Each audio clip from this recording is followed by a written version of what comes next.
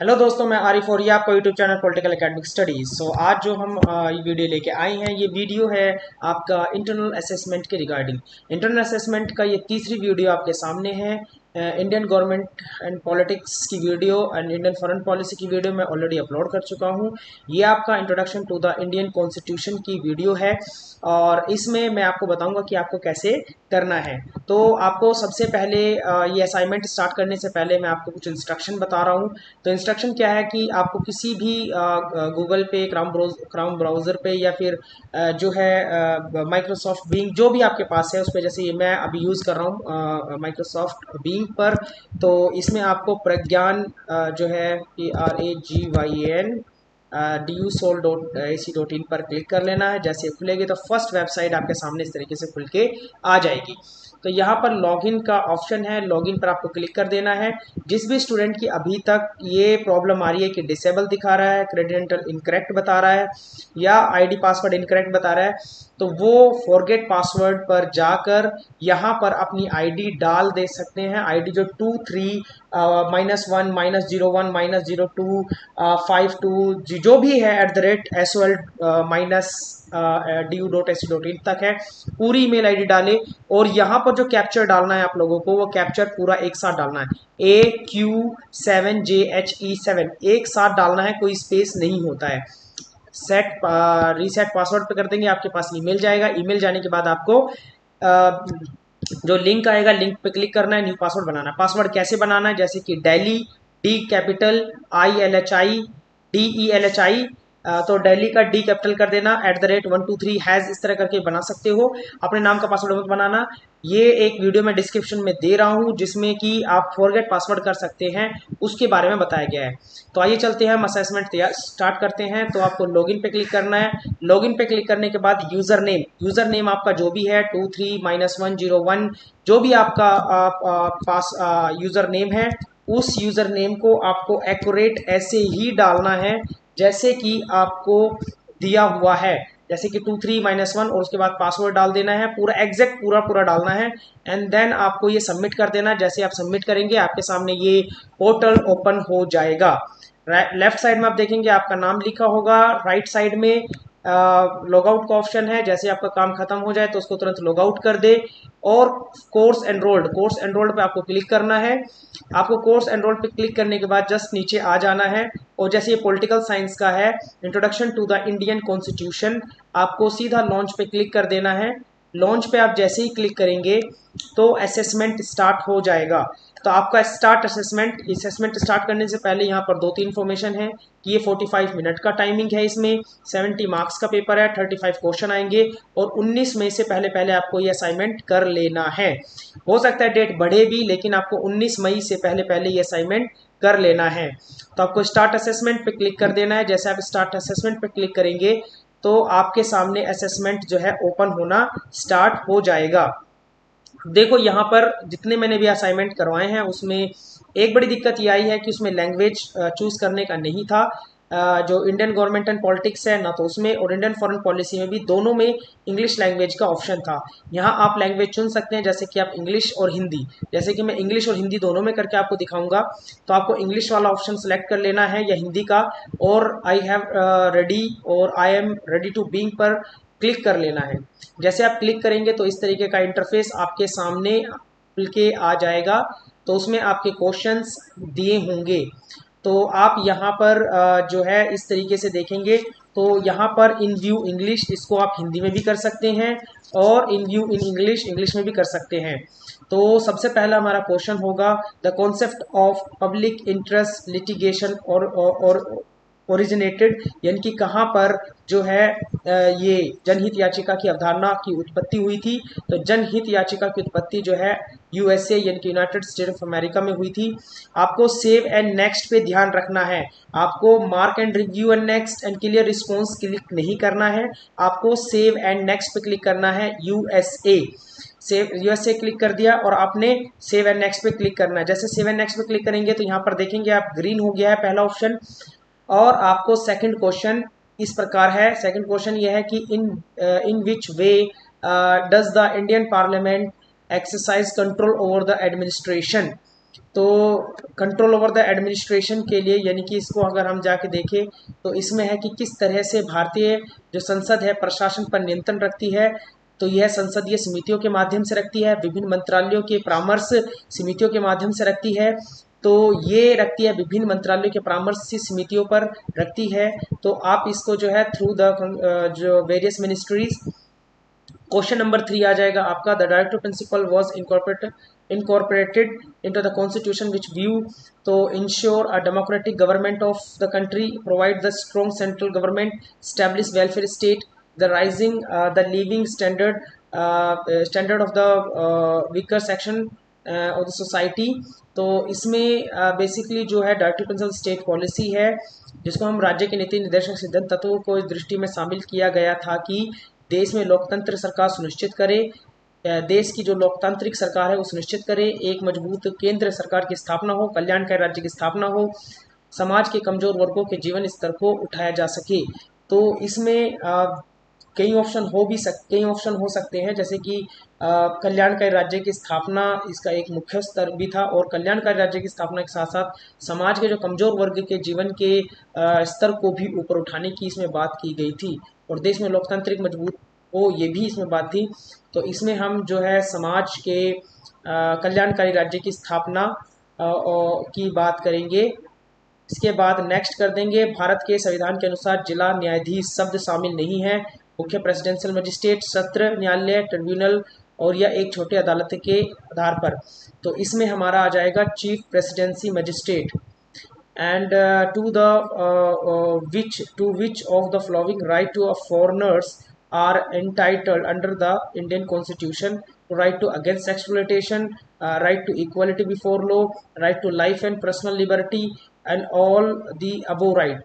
तो इसमें जो फॉरेनर्स हैं उनको कई तरह के राइट्स दिए जाते हैं, right to against exploitation, right to equality before law.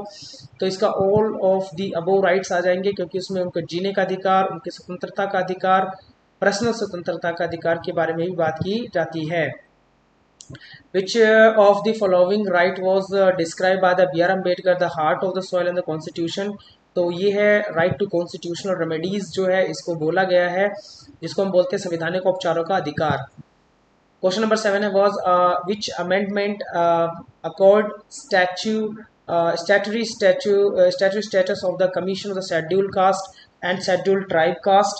तो ये आ जाएगा हमारा 64, 65, 68, 70, 65 में आ जाएगा। सेव एंड नेक्स्ट कर देंगे।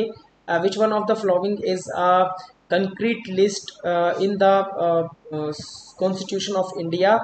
तो constitution of India concretely population control and family planning का इशू आता है। तो इसके बाद द नेक्स्ट है, which amendment of the constitution which conduct provision regarding the disqualification on the ground of the defection?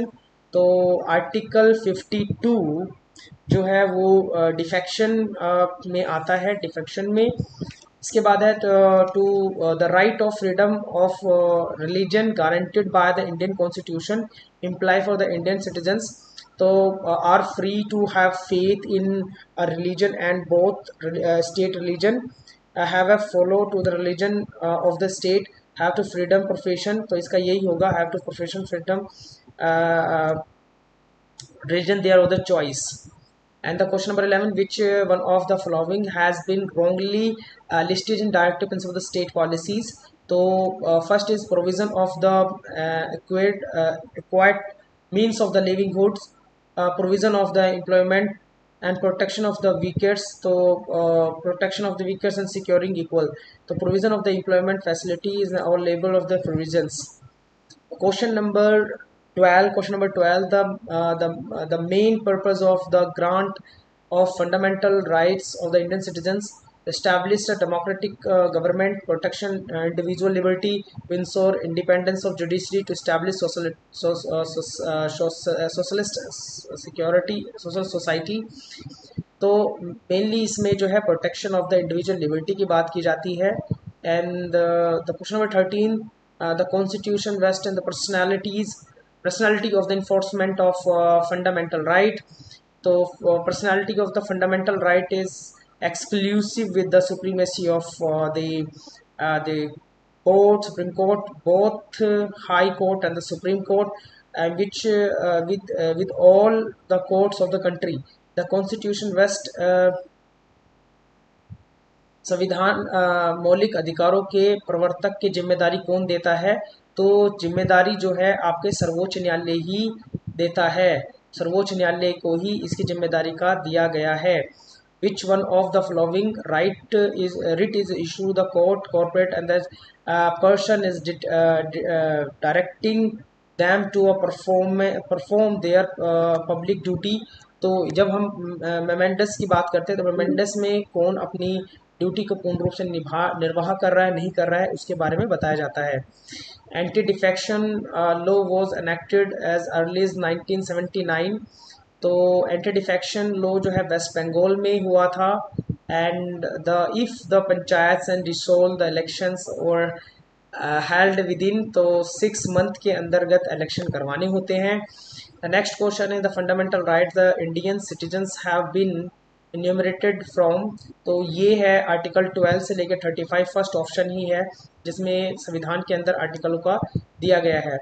Which of the followings are the states in which of the Lokayukta act include the chief ministers in the ambit. तो इसमें आपका आएगा Rajasthan and Karnataka, जिसमें chief minister भी ambit होते हैं। And question number 19 in British citizens staying in India cannot claim right to freedom to trade and profession, equality before law, protection like freedom to religion। तो सभी कर सकते हैं लेकिन freedom to trade and profession नहीं कर सकते। And which of the following fundamental rights have been a subject of maximum litigations of the controversy। तो राइट टू प्रॉपर्टी है जो उसको लेकर बहुत ही कंट्रोवर्सी होती है। Right to religion, right to freedom of religion को लेकर है, लेकिन राइट टू प्रॉपर्टी को लेकर बहुत ज़्यादा इशू रहा है।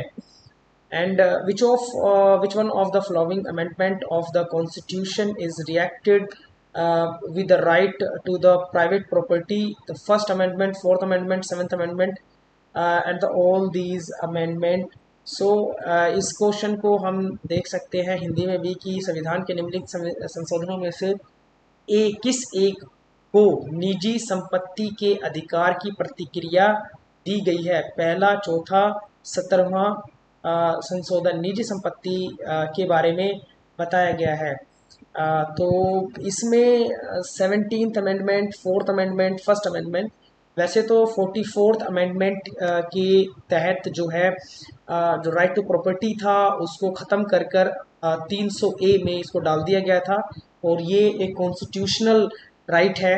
तो इसमें ऑल ऑफ दी अबो ही कर देते हैं हम, क्योंकि इसमें से 44th कॉन्स्टिट्यूशनल अमेंडमेंट नहीं दिया हुआ है। तो कुछ क्वेश्चन हो सकते हैं इसमें जो है डायरेक्टली गलत भी हो, ठीक है, लेकिन आप मैक्सिमम आंसर देने की कोशिश करें, क्योंकि आपके 50, 60, 70% जो भी आंसर ठीक हो जाते हैं वो आपके लिए अच्छा ही है। विच one of the following recommendation was not a स्वर्ण सिंह कमेटी? तो amendment of the amendment of the preamble, supremacy of parliament which the regards of amendment of the constitution, more power should be guaranteed to the center, and in matters of land reform, jurisdiction of the high court and the supreme court।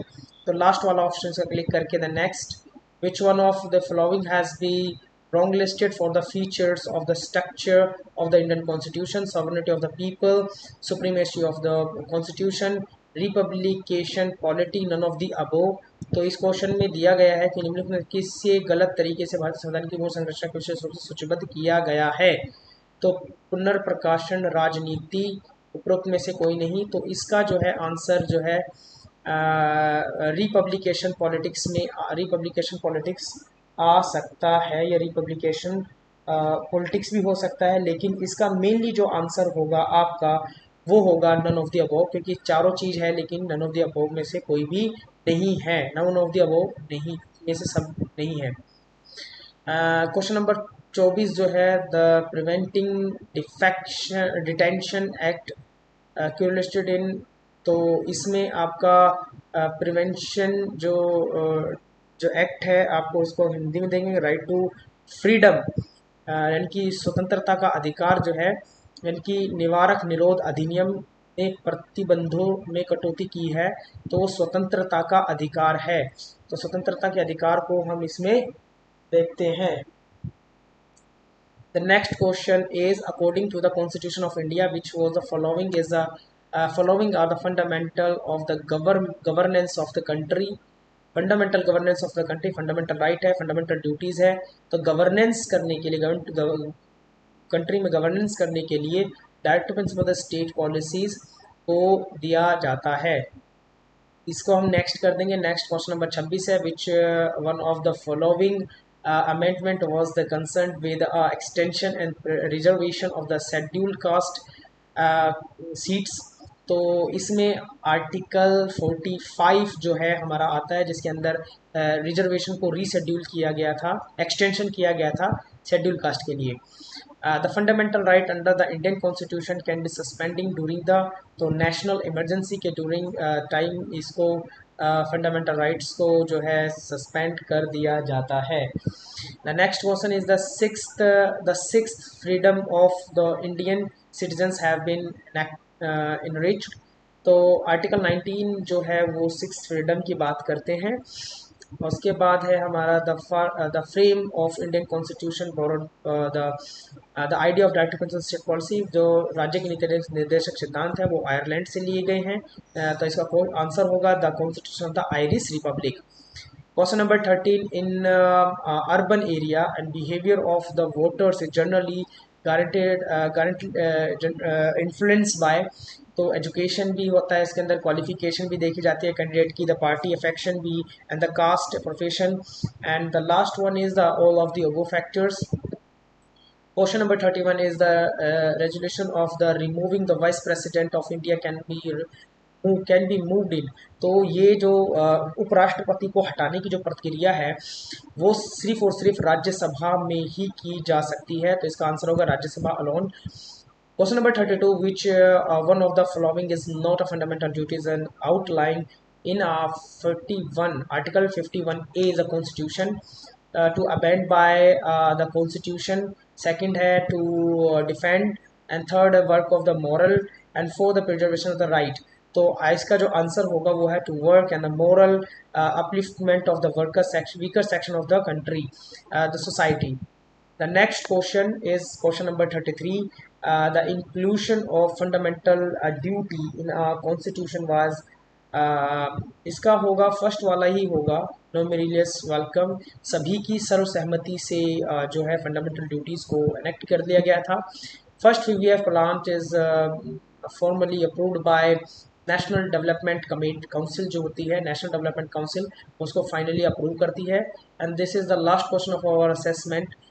Which one of the following authorities in authorized by the Constitution is imposed responsible restriction of the fundamental rights।